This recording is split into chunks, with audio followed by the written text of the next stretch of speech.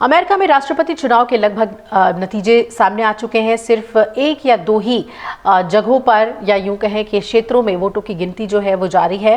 Trump ने एक बार फिर बड़ी जीत हासिल की है और वही कमला हैरिस को हार का सामना करना पड़ा है। हार के बाद हैरिस ने हार्वर्ड यूनिवर्सिटी में जनता को संबोधित किया और उनके बोलने से पहले कई घंटों पहले ही भारी संख्या में लोग वहां पर पहुंच चुके थे। इस दौरान उपराष्ट्रपति कमला हैरिस ने अमेरिका के राष्ट्रपति बनने जा रहे डोनाल्ड ट्रंप के सामने अपनी चुनावी हार स्वीकार की। इसके साथ ही उन्होंने एक भावुक और संकल्पपूर्ण भाषण दिया। अपनी हार स्वीकार करते हुए उन्होंने कहा कि मैं इस चुनाव में अपनी हार स्वीकार करती हूं, लेकिन ये लड़ाई और अभियान अभी नहीं हारी हूं। लोगों की स्वतंत्रता, अवसर, समानता और सभी लोगों की गरिमा के लिए ये संघर्ष ऐसे ही जारी रहेगा। हैरिस ने आगे ये भी कहा कि उन्होंने पहले कभी सोचा भी नहीं था कि वो एक बड़ी राजनीतिक पार्टी की राष्ट्रपति पद की उम्मीदवार बन सकती हैं। कमला हैरिस के इस भाषण में कई महिला समर्थकों को आंसुओं में डूबे हुए भी देखा गया।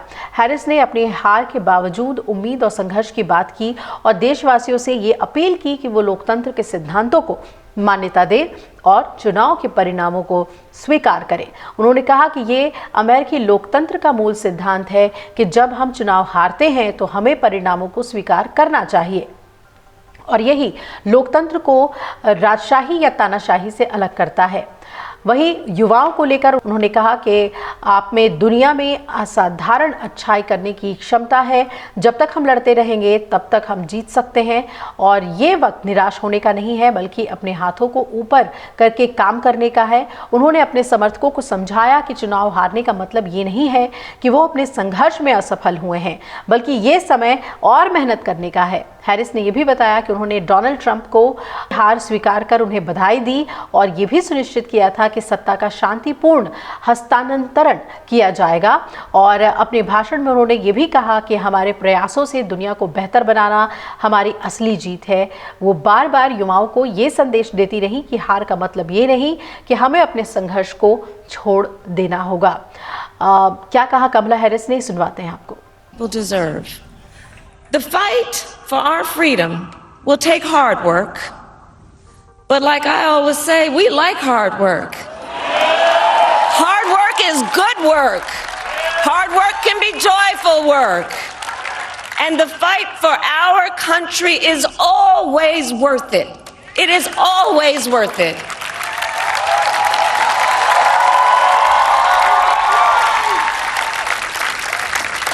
To the young people who are watching, it is, I love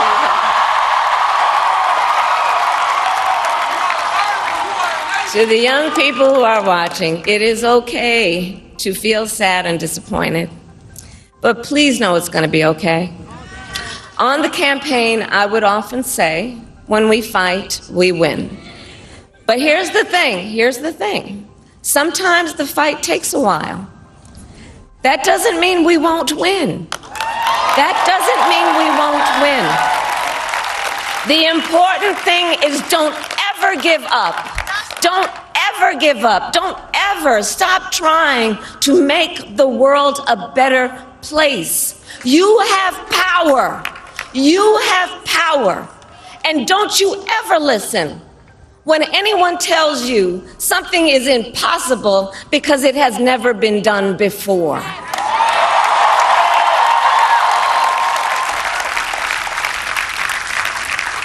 तो कमला हैरिस ने अपनी हार को स्वीकारा और अपने समर्थकों को गर्मजोशी दी। अमेरिका में कुल 538 इलेक्टोरल कॉलेज वोट्स हैं, जिनमें से 516 के नतीजे आ चुके हैं और अमेरिका का राष्ट्रपति चुनाव जीतने के लिए बहुमत का आंकड़ा जो था वो 270 है और ट्रंप अब तक 292 इलेक्टोरल कॉलेज वोट्स जीत चुके हैं। वहीं उनकी प्रतिद्वंद्वी कमला हैरिस 224 इलेक्टोरल कॉलेज वोट्स के साथ काफ़ी पीछे रह गई और ज़्यादातर एग्जिट पोल्स में भी कमला हैरिस और डोनाल्ड ट्रंप के बीच कांटे की टक्कर की संभावना जताई गई थी।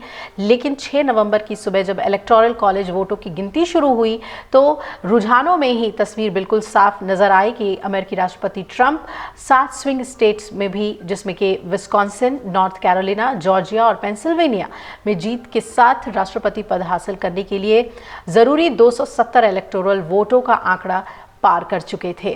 तो अब कमला हैरिस ने उन्हें फ़ोन कर बधाई भी दी और सत्ता हस्तांतरण पर भी बातचीत हुई है। अगर आप ये वीडियो YouTube पर देख रहे हैं तो हमारे चैनल को सब्सक्राइब कर बेल आइकन दबाएं और Facebook पर देख रहे हैं तो हमारे पेज को लाइक करें।